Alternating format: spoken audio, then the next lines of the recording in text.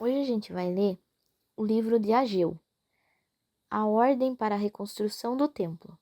No primeiro dia do sexto mês do segundo ano do reinado de Dário, a palavra do Senhor veio por meio do profeta Ageu ao governador de Judá, Zorobabel, filho de Sealtiel, e o sumo sacerdote Josué, filho de Jeozadaque. Então aqui o profeta Ageu foi lá, o governador de Judá era Zorobabel, e para o sumo sacerdote que era Josué, e disse assim: Assim diz o Senhor dos Exércitos, este povo afirma, é Deus falando, né? Esse povo afirma, ainda não chegou o tempo de reconstruir a casa do Senhor. Por isso a palavra do Senhor veio novamente por meio do profeta Ageu. Acaso é tempo de vocês morarem em casas de fino acabamento, enquanto a minha casa continua destruída? Agora assim diz o Senhor dos Exércitos, vejam aonde os seus caminhos os levaram. No caso, Deus estava falando que as pessoas estavam tão ocupadas arrumando a casa deles mesmos que esqueceram de fazer o templo. Naquela época, antes de Jesus, tinha o templo onde as pessoas iam para adorar a Deus. E esse templo era como se fosse assim, a presença de Deus era lá. Então, para você adorar a Deus, você tinha que ir lá. Os judeus tinham que ir lá. E no caso assim, essa parte não tá falando aqui, mas é depois de Jesus, ele explica, né? Jesus diz que o templo de adoração de Deus é você mesmo, em verdade. Você não precisa ir num lugar específico, mas aquela época antes dele, precisava.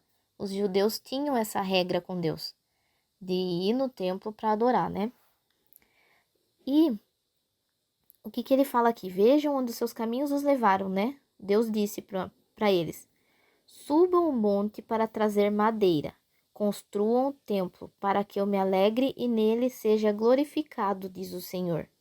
Então as pessoas tinham que construir mesmo o templo porque estava destruído, porque naquela época eles tiveram um problema lá, foi uma guerra que eles tiveram com a Babilônia e eles tinham tido que sair de lá, então ficou tudo destruída a cidade. Quando eles voltaram, eles só fizeram a casa deles, sabe? Cada um foi cuidando da sua vida.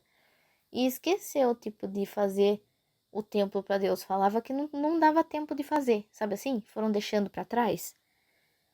E daí, ó, fala assim: Vocês esperavam muito, é Deus falando ainda. Vocês esperavam muito, mas eis que veio pouco. E o que vocês trouxeram para casa, eu dissipei com um sopro. E por que eu fiz isso? Pergunta o Senhor dos Exércitos. Por causa do meu templo, que ainda está destruído, enquanto cada um de vocês se ocupa com a sua própria casa. Por isso, por causa de vocês, o céu reteve o orvalho, e a terra deixou de dar seu fruto. Nos campos e nos montes provoquei uma seca que atingiu o trigo, o vinho, o azeite e tudo mais que a terra produz, e também os homens e o gado. O trabalho das mãos de vocês foi prejudicado. Então, no caso, Deus estava falando que aquela escassez que eles estavam vivendo, de tudo que eles plantavam, do gado, eles estavam vivendo uma época de escassez. Era Deus mesmo permitindo aquilo. Ele falou que ele dissipou tudo isso com um sopro. Por quê? Para as pessoas entenderem que elas tinham que ter essa aliança com ele antes de tudo, né?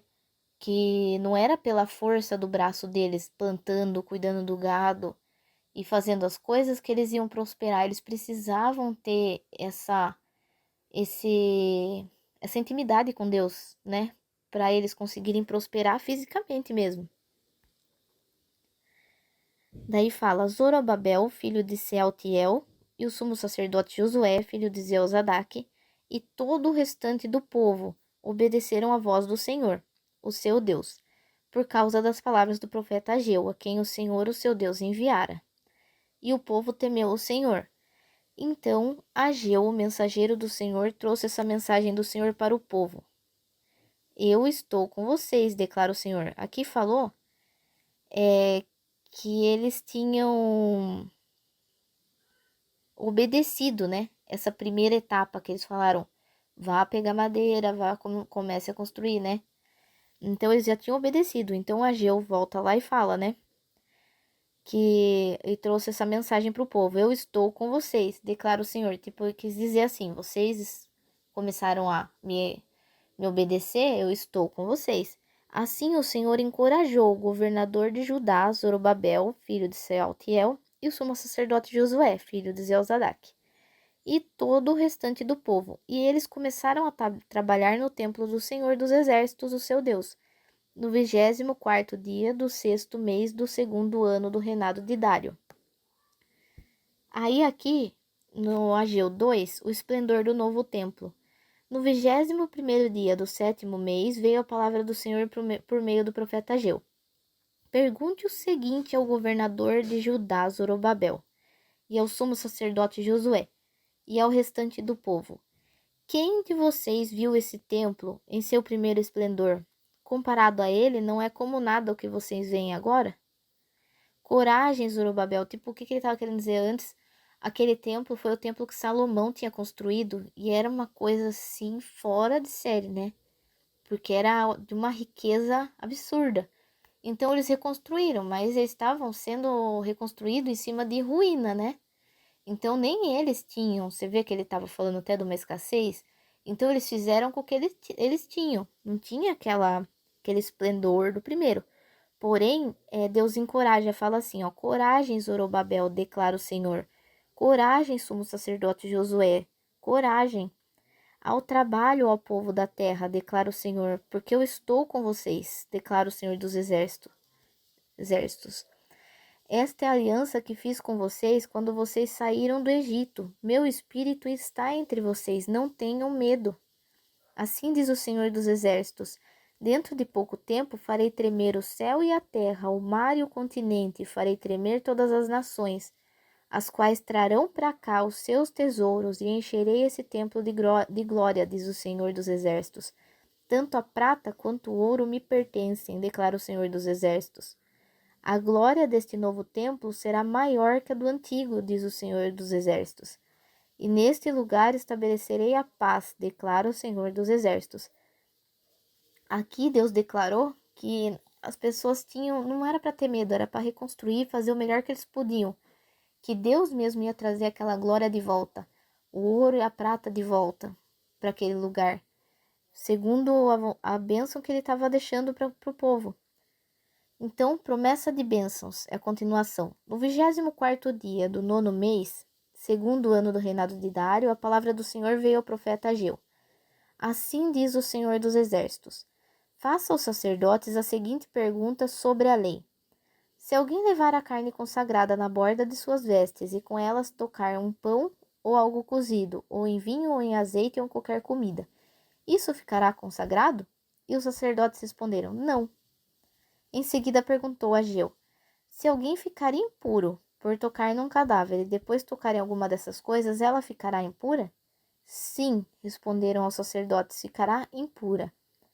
E Ageu transmitiu essa resposta do Senhor: é o que acontece com esse povo e com esta nação. Tudo o que vocês fazem, tudo o que me oferecem é impuro. Agora prestem atenção. De hoje em diante, reconsiderem. Em que condições vocês viviam antes que se colocasse pedra sobre pedra no templo do Senhor? Quando alguém chegava a um monte de trigo, procurando 20 medidas, havia apenas 10. Quando alguém ia ao depósito de vinho para tirar 50 medidas, só encontrava 20.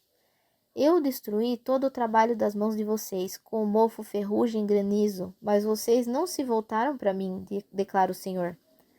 A partir de hoje, 24º dia do 9º mês, atentem para o dia em que os fundamentos do templo do Senhor foram lançados e reconsiderem.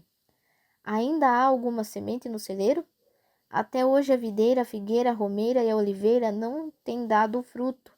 Mas de hoje em diante eu abençoarei vocês. O que ele estava falando? Que tipo, as pessoas não ofereciam o melhor delas para ele. Ele estava dizendo isso, né?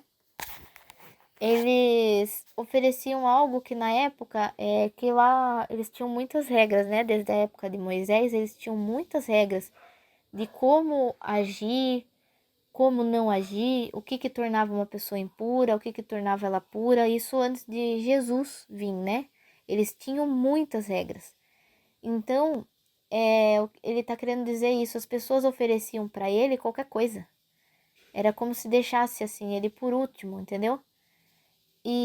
Mas que depois que eles realmente tivessem colocando ele em primeiro lugar, a vida deles mesmo ia mudar. Porque tava falando dessa escassez, tipo, eles iam lá procurar o vinho, chegava lá contando que ia ter uma tal medida que eles tinham feito. Mais da metade daquilo estava estragado, sabe assim? Com mofo, com ferrugem.